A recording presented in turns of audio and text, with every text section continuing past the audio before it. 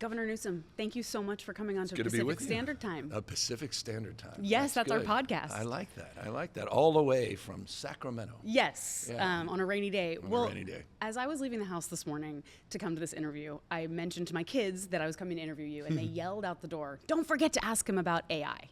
Okay, did they? So How old are the kids? They're 6 and 10, and extremely and precocious. Already, even a 6-year-old, that's interesting how so focused The they are on 6-year-old AI. was getting targeted Prop 50 ads on the shows sorry. that he watches. that I take so responsibility this child for. knows a lot about you. Wow. But there's a lot going on with AI, so I figured honestly he had the right idea. It's really interesting. And let's start there. Yeah. You just announced a new initiative to study AI safely and get safe AI into the government. Yeah. There's a lot going on with AI. There's stories that have been coming out of people suing ChatGPT, saying that it encouraged their children to commit suicide. Like, tough. so much dangerous stuff. I guess I want to ask a very specific question, which is, do you let your kids use AI chatbots? They don't specifically, but obviously AI for decades has been part of the conversation as we move from search to suggest, and we didn't necessarily have the vernacular around it. Now Gen AI, we're starting to understand, and then as we get to AGI and the issues around superintelligence, the anxiety, the promise and peril that it promotes and that it creates. So, look, California's been a leader in this space. We're not only a leader in terms of creating and developing the technology and obviously accelerating and scaling that technology around the globe. 32, 33 arguably of the top 50 AI market cap companies in the world are right here, dominantly, disproportionately here, quite literally in San Francisco, not just in the state of California. Right around the corner. Yeah, and so we have a responsibility, and we've led across issues in technology, on privacy issues and data protection, children's safety. We created a privacy council statewide that has authority that doesn't exist in any other state in the country. And so our state of mind is about accountability, responsibility. I've signed 18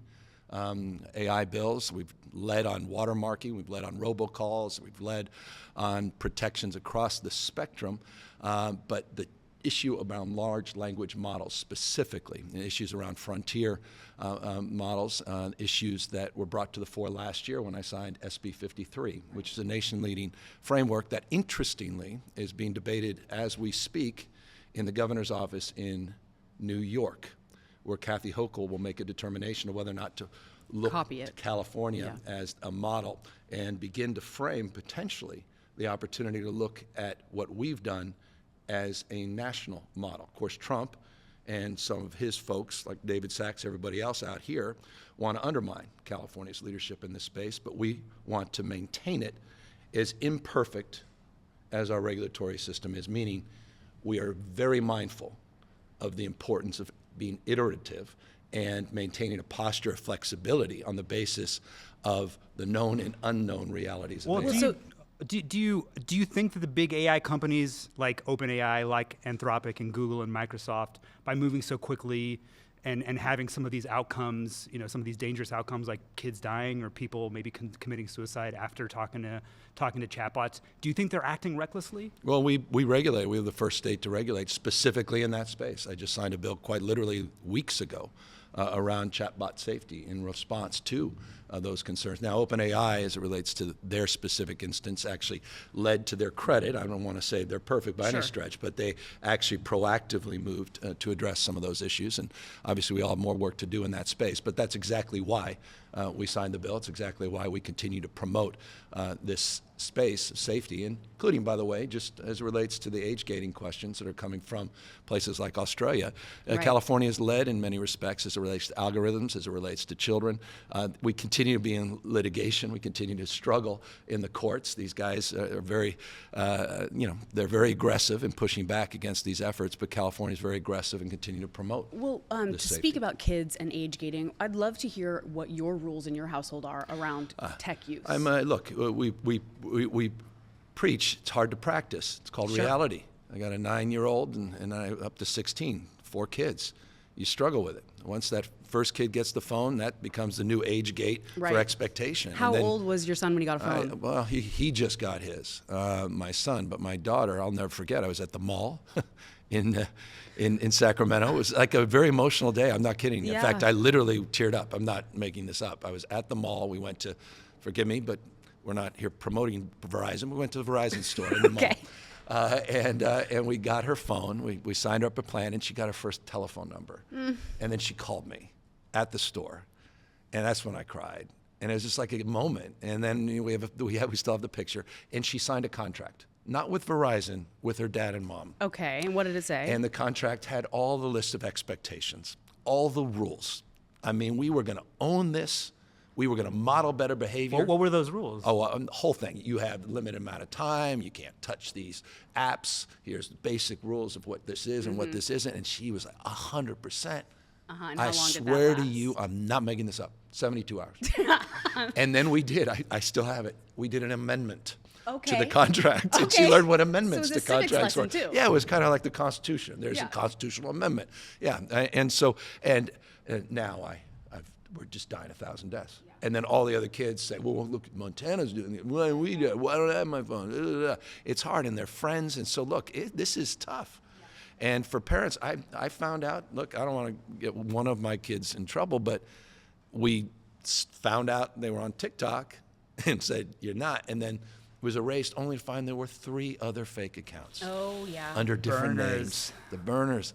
And then we found out even if you have it for 45 minutes limit, they'll download everything in the 45 minutes so they have all the static pages for the next Right, 5 right, hours. right. Brilliant. Brilliant. Well, we're learning as we go. But Governor, so this is what I'm going through too. I mean, my 10-year-old. But 6-year-olds Well, I have a better 10-year-old not as be well in touched. 4th grade, and there's a kid in 4th grade who sneaks a phone in. He's got TikTok. He's showing it to the kids. They all know all this stuff that's inappropriate. Yeah. And I think this really speaks to the fact that leaving it up to the parents to monitor is I know, it's almost impossible. impossible. So from a regulatory Yeah, framework, no. what do we do? Well, that's why we've been leading in. You can go through that list of bills that we've been signing for years. I mean, going back, we've had some remarkable Bay Area leaders in this space, and Senator Skinner was one of the real leaders years ago, and now we have remarkable leaders here in San Francisco as well. I mean, Scott Wiener, to his credit, created the framework for this large-scale frontier model, the large language model regulation, SB 53. That was after I felt we went too far with a bill a few years ago, 1047, that I vetoed.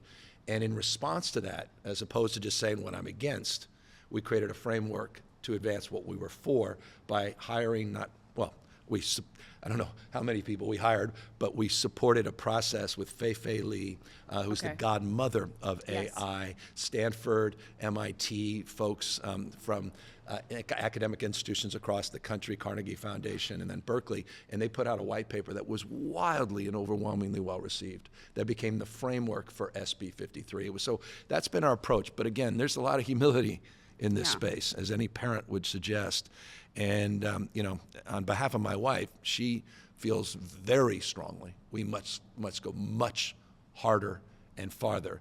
And I think the challenge for all of us, especially here in the Bay Area, is what's that balance in terms of regulation and innovation? And how do you maintain that balance? And that's the challenge that we're constantly confronted with. So, Governor, you mentioned Donald Trump and how he's attempting to preempt states regulating AI. I mean, this is not the only place where you find yourself at odds with the Trump administration. The local mayor here, Daniel Lurie, has taken a very different tact, has not really said Donald Trump's name, or very infrequently. And some would say that approach led to Donald Trump famously pulling back on sending the federal troops here to San Francisco a month back, whereas in Los Angeles, we have seen federal troops for months. I mean, do you think that your approach is better than Daniel Lurie's? I mean, has it worked out better than his? There's no reason to compare. Daniel's doing a remarkable job, and I really appreciate his temperance and the way he approaches a lot of issues in this city, and how he's gotten back to basics and how effective he's been at communicating that in a way that no prior mayor has. He's really used, in the spirit of technology to communicate a positive message on a daily basis, which is great. He's filling the void. You're nothing but a mirror of your consistent thoughts. Whatever you focus on, you find more of. And there was so much focus on what was wrong with this city for the last few years, despite a lot of trend lines that were very favorable on homelessness and crime, where we were actually moving in a good direction, but it wasn't felt. And Daniel's really, I think, absorbed an understanding of that better than most. As it relates to the issue of LA, and the federalization of 4,000 National Guard and the militarization of the streets, where we sent 700 active duty Marines, not overseas, but to LA. That was a time when I was working extraordinarily closely with Donald Trump. Open hand, not a closed fist. So that's why I think the frame needs to be reconsidered. I had met with Donald Trump at the White House, the first governor, Democratic governor, to spend not just an hour with him, almost 3 hours in the White House, 90 minutes with Trump himself in the Oval Office, talking about this state, consistent engagement in conversations, private conversations, including the night before he federalized the troops, which was an incredibly gracious and positive conversation. So, look, I think all of us that have been on the other side of Trump understand there's no working with Trump, there's only working for Trump. And while there's situational opportunities, and we experienced that when I worked with him, probably better than any governor in this country, certainly Democratic governor, during COVID, there were a lot of benefits to that. But there was a lot of realities in terms of that relationship that we have to confront, and California's confronted it in a very meaningful way. We have filed we're getting close to 50 lawsuits. They were not proactive litigation. It was in response to his assault on this state and the assault on our universities, the assault on funding, $4 billion transportation funding, $1.2 billion for a hydrogen hub. I mean, I could sit back and say, Mr. Trump, you're doing a wonderful job, sir, and continue to watch him completely fleece this state and this extortion racket that he's running. And ask the folks at UCLA, the cuts to NIH, cuts to NSF, the impacts to our universities here and UCSF, and the ability to attract the best and the brightest from around the world, the $100,000 burdens on H-1B visas, the issues around legal, not just illegal or undocumented, and immigration broadly. The impacts are outsized in this state. And so we're going to stand up. My state of mind is always an open hand, not a closed fist, but we're going to stand up for our people, our values, and stand up for those being bullied and intimidated. So this gets me to my next question, which is about your aggressive stance with Trump, Yeah. which has raised your profile nationally. You know, my mom is a Democrat in the red state of Idaho, and she loves you. She Beautiful loves to state. send me your videos. She's Say obsessed hi to with you. Mom. Yeah, she very much hopes you are running for president. Oh, gosh.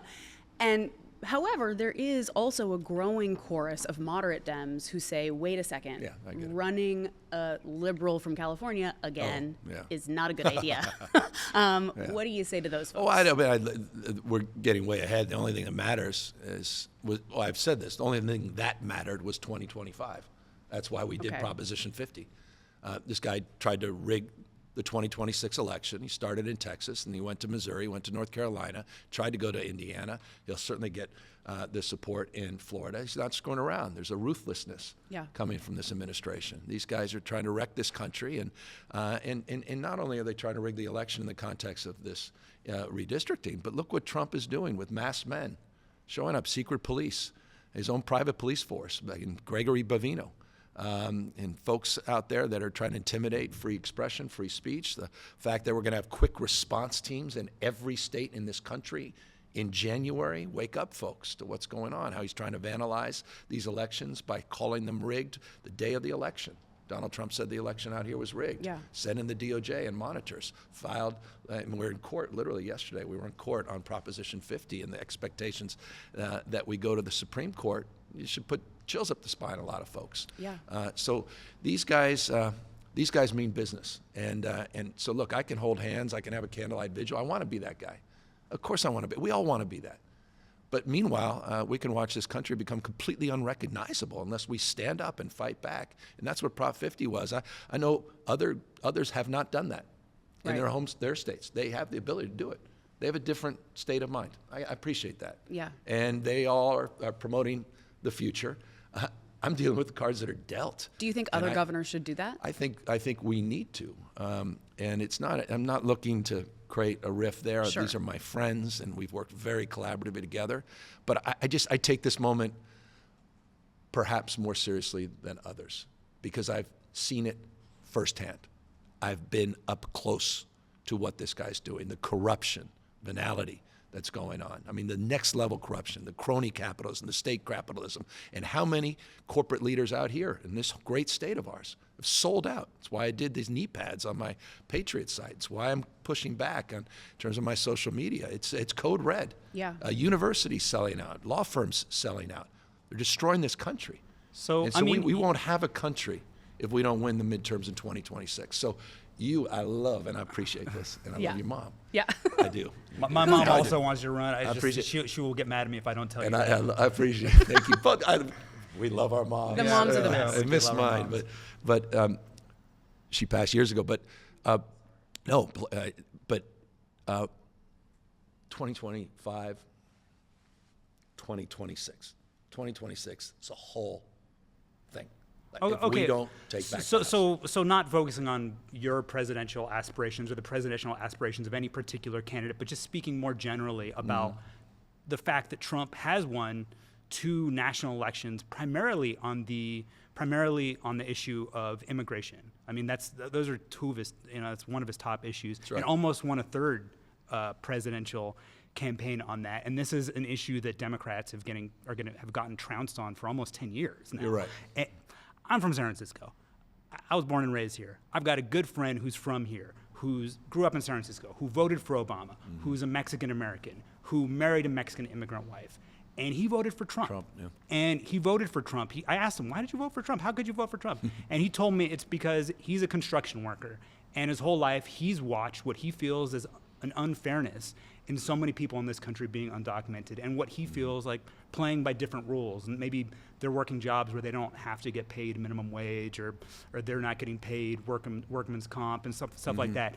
How does the Democratic Party in general, or any Democrat, win back a voter like that? Yeah. Like after years of losing them on this issue. Well, I mean, we can unpack his own working conditions. We can unpack the minimum wage question, where you have, how many dozens of states that are still paying $7.25 minimum wage, and people are ending up on food stamps and welfare, and taxpayers are subsidizing that burden.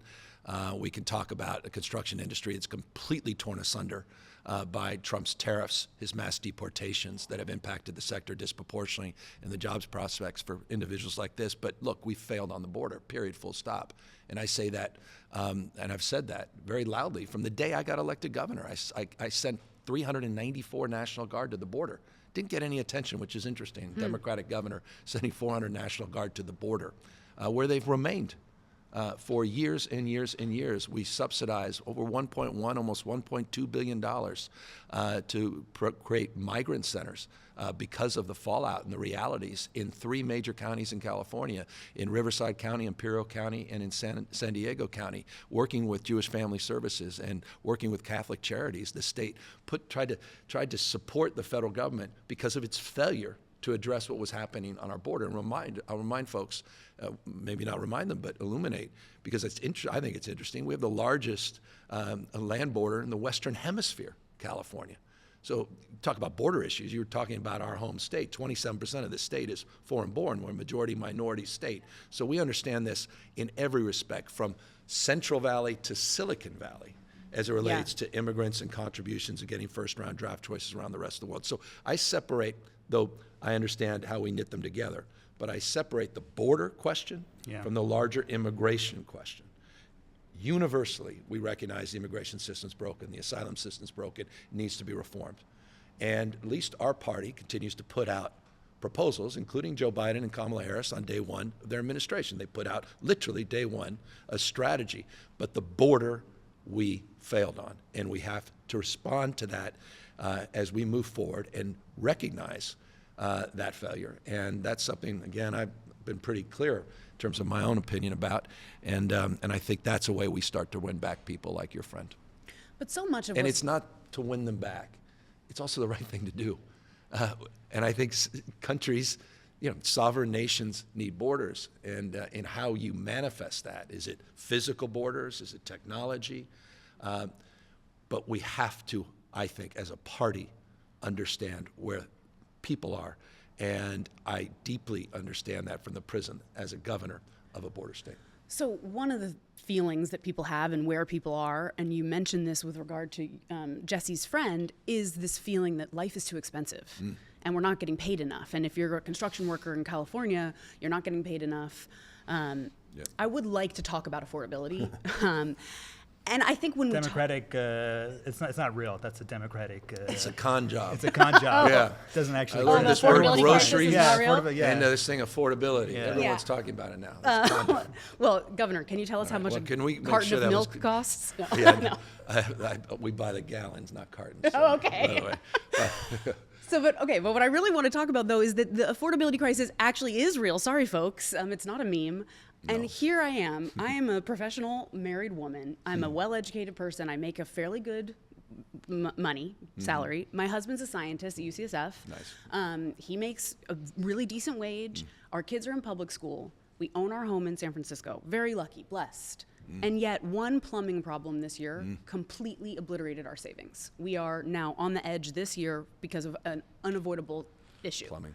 And the thing is, that's the experience of all the people I know. We're 100%. all in California living just on the edge of being able to afford it here. And I heard you recently talking about how, the truth is, YIMBYs have won. We know we need more housing. We need higher wages. And you've raised minimum wage in a great way. And that this is how we address the affordability crisis. And I hear that. But what do we actually do quickly to make life not so expensive? Yeah. So so I want to unpack it. It's interesting. We were talking about our moms. I remember, the vernacular for my mom, who was working 2.5 jobs, literally 2.5 jobs, part-time bookkeeper, and was working at real estate and was working as a waitress at Ramona's restaurant, among other restaurants. And it was all about moving from 52 paychecks to 104 paychecks just to keep, running in place. And now it's even more existential. You have 10% of people that own 2/3 of the wealth in this country. Consumer spending, half of consumer spending is just 10% of folks. We talk about the economy and we talk about the stock market, and of course in the aggregate, California is the biggest beneficiary, and you're going to see that in my January budget, Right. With some significant revenue that is much greater than what has been what is known and what has currently been reported, coming primarily from 6-7 companies. Exactly. And so it's not a S&P 500, it's S&P 493, the Mag 7. Maybe it's 10 companies total that are keeping up the stock market and creating this sort of false sense that we're doing better than we are. So this is a trend line for decades. And Bernie Sanders has understood that, so has Donald Trump. Right. On different sides of the same Right. coin. He really appeals to people by understanding that they're in this crisis. Right. And so what we have to reconcile is that and it goes to maybe another reason why your friend voted for Donald Trump. It just doesn't seem like, what the hell did he have to lose? That Right. this economy wasn't working for him. And I was sitting out there I've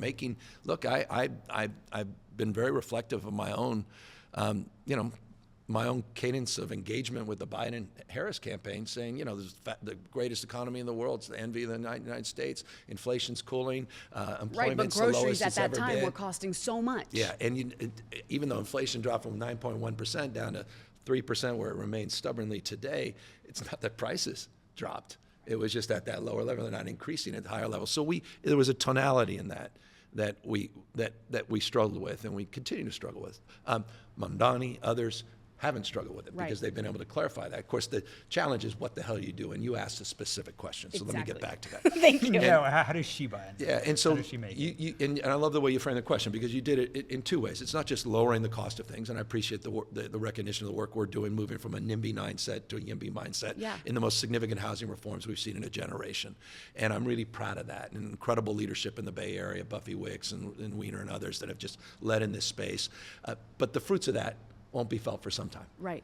And so the immediate pressures are self-evident. It's why we did the largest tax rebate in U.S. history, $18.3 billion. People forget this. That's why we more than doubled the earned income tax credit from $400 million to $1 billion. That's why we just established $11 insulin for folks out there that are diabetic. We didn't subsidize that cost. We lowered the cost. That insulin will be available, those pens, literally in a matter of weeks. That's why we increased the minimum wage for healthcare workers, your father's space and that space at UCSF, to $25 an hour, the highest in the nation. For fast food workers to $20, $20, not just the statewide minimum wage, to focus on wages. That's why we increased from 6 weeks to 8 weeks paid family leave. That's why we increased the reimbursement rate for paid sick leave, and we also increased paid sick leave from 3 to 5 days. That's why we subsidized over 129,000 new child care slots. That's why we created a brand new grade, preschool for all, to reduce the cost for for families by upwards of $18,000 a year. That's why we created baby bonds in this state, $1.9 billion. And it's a big deal. Every child that enters kindergarten gets their own college savings account or career savings account. And so all of these are component parts of how we've addressed it. It's why I just signed and worked my tail off to sign what will create $60 billion of subsidies and rebates for utilities under our Cap and Invest program. $60 billion.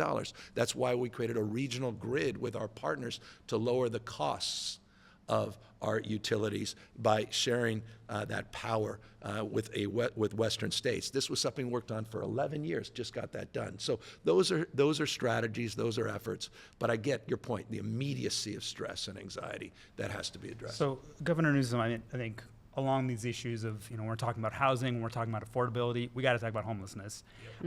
Born and raised in San Francisco, I've been here for decades, and I remember when you were elected mayor, in part because of Care Not Cash, and you made homelessness, one of the primary issues that you said you deserved to be mayor 20 years ago. I don't know if I said I deserved, but I appreciate I made a case. I don't know if anyone deserves anything. Then, only Trump uses that language. Okay. I'm entitled, he said. Entitled. Well, when you ran for mayor, that was I think something that you pointed to. No, Care Not Cash was a big deal. We reduced the street population by 44%, overall homeless population by a third, and that was one of the policies. But that was 20 years ago, and we still, homelessness is still an endemic issue here in San Francisco. I mean, as a San Franciscan, it makes me sad to see our city bashed endlessly by the right-wing media, saying that, pointing at our streets, and they're not totally wrong, and no, they're right, so I'm curious now, after decades of wrestling with this issue first as mayor, now as governor, if you could go back and talk to Supervisor Newsom and give him just some advice on this issue, what would you tell him? I'd say, you know what, man, I'm proud that you're taking this on. Most people are avoiding this issue. Success is not a place or a definition, it's a direction. There is no having made it with poverty. I mean, it's a challenging issue. It's why it's politically toxic. That's why no governor in our state's history has touched this issue. There was no homeless strategy, no homeless plan. By the way, when I was mayor those years, I never thought about calling Arnold Schwarzenegger and saying you need to help. It wasn't even thought. Why not? Because it wasn't the state's responsibility. The state was nowhere to be found, never has been on homeless policy, even housing policy. We created a housing accountability unit. We started suing cities. The first week I was in office, I started to sue cities because they weren't producing enough housing because of the supply-demand imbalance. And so, I've seen this on so many levels. I've seen how difficult it's been, particularly at a local level, and that's why, as governor, I stepped up saying, cities can't do this alone. Counties can't do it alone. The CACs, these regional bodies that have been created, can't do it alone. And we provided unprecedented supports across a spectrum of issues. And we also were very pragmatic, not ideological about it. Let me give you a proof point.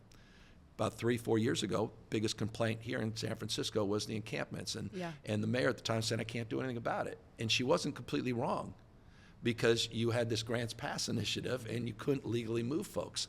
I signed an amicus brief with conservatives across the country to get the U.S. Supreme Court to provide a pathway so we can address the encampment issues. It was vehemently opposed by my progressive flank. It was the right thing to do, but I backed it up with unprecedented investments, including here in San Francisco, for encampment resolution grants. Almost $900 million just for encampment resolution. It wasn't $1 before, so you can address the underlying issue, so it's not just removing people out of sight, out of mind. We created new pathways, Care Court, to address the issues, the vexing issues of people that are chronically disposed to dealing with their schizophrenia, paranoia, that are self-medicating with drug or alcohol addictions, that are falling through the cracks. We created the first framework for reforms for conservatorships, quite literally in decades. The most significant investments now in behavioral health in U.S. history, not just American history, happening in real time. $6.38 billion bond that was passed just a year ago, the fastest distribution of funds of any bond in California history, because we did zoning reforms on it, and we reformed our approach to actually delivering on the promise. We're going to see this July the most significant shifts in terms of how we prioritize our mental health investments by incorporating housing mental health and substance abuse for the first time with $1 billion guaranteed ongoing money to the cities and counties, which they haven't had in this space in years. And we've also created a framework with investments through a HAP program to the cities and counties, including, I just saw the mayor down in the South Bay was announcing his new tiny home program directly supported and funded by the state's investments that, again, didn't exist Well, 6 years speaking ago. of mental health issues, And by the way, this is a disgrace what's happening in California. It's for decades and decades. But I want to also just acknowledge this, the work of your mayor, the work of mayors throughout this state. We're seeing significant declines in some of the big cities. In terms of encampments, you're seeing declines in overall homeless. And let me give you a proof point so you don't think I'm hyperventilating. And no one's satisfied with this. I want to stipulate that because I'm not naive. And I understand people's frustrations, none more than my own. But you saw significant, in the last few years, you're seeing significant growth in homelessness across the country. By no means is this unique now to California. 18.13% last year. Interestingly, the unsheltered homelessness in California went up 0.45%. I mean, we haven't seen that in decades. This is an actual number. When I got here, the 5 years before I became governor, 51.8% increase in that population. And we've now started to significantly decrease that incline, but we're not satisfied until we decrease the overall number. We're going to find out in 2 weeks when the new pick count comes out to see if, remarkably, California, for the first time in 30 years, remember the peak number of homeless was 2004 in California. I mean, that 2 decades ago, 188,000 folks in the pick count. We'll see if for the first time our unsheltered numbers actually decline. They were lower than 44 other states last year. And I just want to express gratitude to these local leaders for stepping up. And I feel like it's a flywheel, and we're finally making some real progress, not just in the big blue cities, but in rural parts of California as well. So the rural parts of California are more red, and you've talked about how, California actually has more Republicans than some other states. Yeah, most states. Yeah, no, when people are like, you need to understand what ranchers and ag and hunting and I'm like, we've got that here. Who are you talking to? Yeah. We have more forestry jobs, hunting jobs, more ag jobs, more ranchers, more cattle. I mean, than all these other states combined. Well, we're about to be at the holidays. People are going to be going home. They're going to be with family, and we're at a hyper-polarized moment in our country. How was Thanksgiving? Listen, I skipped it. I went to the Great Wolf Lodge, okay, in Manteca. But you are someone who you married into a big Republican family. Yeah, you didn't ask me about my Thanksgiving. No, I didn't. How was it? It was actually good. We were on our best behavior. Wonderful. Look at me as I cross my arms. If you're listening to this at home, he just crossed his arms. Your shoulders went up. All right, I'm going to get relaxed. So you've got a big Republican family you've married into. Your ex, Kimberly Guilfoyle, she recently mentioned that you guys are still good friends. Yeah. You have had people like Steve Bannon on your podcast. You're someone who's modeled Charlie Kirk, talking Bannon, to the other Gingrich. side. Yeah. What do you have to say to people in this moment about how you balance your political beliefs and your relationships with people who might be completely different beliefs than you? We all want to be loved. We all need to be loved. I mean, I've said this a million times. We all want to be protected, connected, respected. And I don't like when people talk down to people or past people. Open hand, not a closed fist. It extends back to the Trump question, too. I'm not habitually wired like that, but I also am going to stand up for people that are being attacked and threatened, and institutions and human beings that are fearful and anxious. I mean, communities on edge in the Latino. I mean, it's just disgrace what's going on in this country. So that's the line. But when it comes to humanity, I'm just trying to pull that out of folks. And by the way, I've been criticized for all those conversations because people want me to attack. And I said, look, you can go watch cable. That's not what I'm doing this. And by the way, no one has to download or listen. I'm doing this, frankly, for myself in many respects. I want to learn from other folks. I want to discover what motivates them. Success leaves clues. Some of these people are wildly successful. They're the reason Trump is back in office. Well, and I think we've ignored some of their lessons at our peril. Yeah, including what's happening with young men Right. First generation, I mean, you talk about affordability. Let's have a conversation about a 30-year-old Yeah. that's doing worse than their parents. First generation in U.S. history. If that's not code red, I don't know what else is. And young men who are only getting talked to by people on YouTube who are speaking to their language. Yeah, and why then is Nick Fuentes so successful right now? Thank Like, you. Right. And this is why I'm bringing these guys on the platform, because I'm trying to understand what the hell's wrong with my party that we're not motivated to reach out to these folks. Not only are these folks on the other side reaching out to them, but there's a grievance that they've been able to organize that grievance into a political movement. And that's what Charlie represented. And we don't have anything on our side like that at that scale. And that's what I'm trying to bring awareness around. And also, look, anyone who has a young child, particularly a young boy, look, the deaths of despair, the dropout rates, you look at the achievement rates, you look at all of these indicators. It's again, these are not flashing yellow, they're flashing red. And we have to address the issue of what's happening in men and boys. And I say this, by the way, a prism of someone who's speaking of relationships in Thanksgiving. My wife's been a leader in this. She not only has been doing documentaries about mis and underrepresentation of women and girls, but she did a documentary a decade ago about masculinity called The Mask You Live In, highlighting that. She's like, she's even been complaining to me, where have you been? You're not doing enough on this. We're now doing as much or more than any other state, and I'm really proud of that agenda, and I think it needs to be part of a larger Democratic Party agenda as well, is what I'm asserting. Well, Governor, let's just wrap up on two questions coming from two young boys, which are my sons. I know, and they're smart. If they're talking about 6 years old, and have an AI question. Listen, he wants to. He's heard about it. He wants to use ChatGPT, so he was hoping that you would say he should use it. Oh, is that what that was? Sorry, buddy. But What's my 10-year-old, he wants to know: would you consider having California go to a 4-day work week so that he can have a longer weekend? No, I've not been persuaded by that. Okay. I'm still trying to get people back to work physically in the office. I mean, how many third graders are going to have to come up to you and talk to you about this before you start to take this issue seriously? Yeah, look at this. I'm going to have his entire class write No, you he's not letters. going to be happy. I mean, look, I'll be dead serious, and you don't have to share this with him.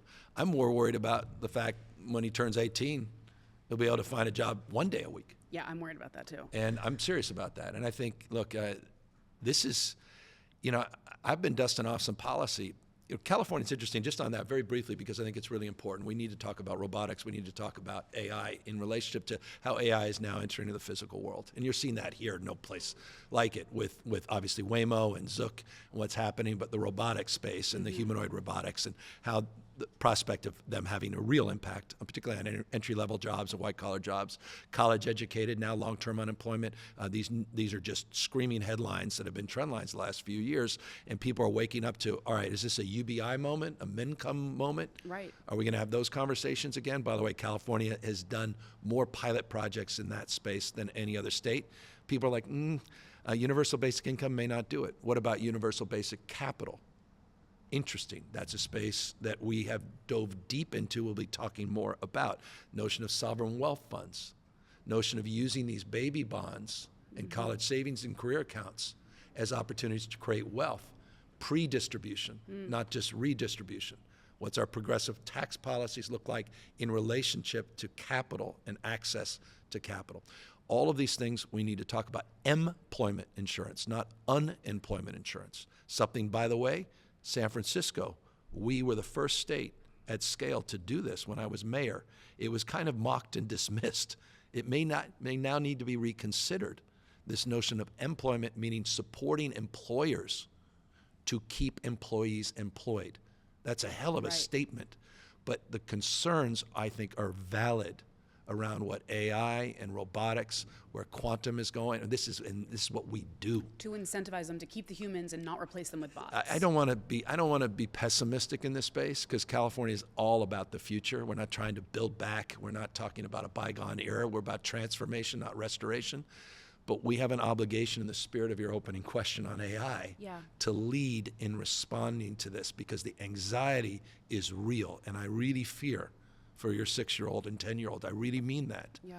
Our 30-year-olds are already struggling. College graduates are struggling. I mean, you drive down the freeway outside and you see posters, you see billboards for AI companies saying, replace your humans. You don't need a human, like hire an AI bot. creates the humorous anxiety job. for me, but I'm at the end of my rope. I talk about a milk Yeah, carton. I mean, don't have a I'm sell-by anxious date. now. This whole this Yeah. part made me anxious. I want to ask you a. But here's the great thing. It's California. What makes California great, the reason why we are attached to a dream, there's the American dream and only one other state with a dream, California, because our mind is around the future, frontier, it's limitlessness. It's not scarcity mindset. Yeah. Trump is about scarcity, zero sum, get yours, law of the jungle, the law of dawn. That's why crony capitalists get it now while you can mindset. Ours is about abundance, literally and figuratively, in the spirit of housing reform, in the spirit of Ezra and all these guys, in the spirit, I think, that makes California so special and great. And that's why I think if we can offer these solutions and we can test them at scale, California is a policy lab that can be accelerated elsewhere, I think that could start to distill us with a better sense of well-being. Especially as people are saying the American dream is, some people have given up on it, especially young men. They feel like it sold them a bill of goods. So maybe the California dream could resurrect their hopes. And you're spot on. And that's that nihilism. I had a podcast with this remarkable leader, Atrioc. I went down to TwitchCon and I was with the gamers. And I listened to it. no, thanks. But this is real. I mean, the gaming's a byproduct of how they're feeling isolated. It's not the games that's the issue. It's what's missing in people's lives. And it's not that gaming's bad even. Sure. If nothing's missing in your life. I'm not suggesting that. But this notion of isolation, this notion of loneliness, all these sort of this despair people are feeling, this nihilism that is quite literally, I use that word intentionally, we have to address. And again, I feel blessed. I got a year more to be able to iterate, try new things, see what I can do in this space. And again, it's back to your question. It's not just about fighting Donald damn Trump. It's about a path forward, and states are leading the way, and states are the front lines of these battles, and it's wonderful to be here in California and to represent this most blessed and cursed state in America. Well, thank you so much for joining us, Governor. I really appreciate your time. Thank Yeah. you guys.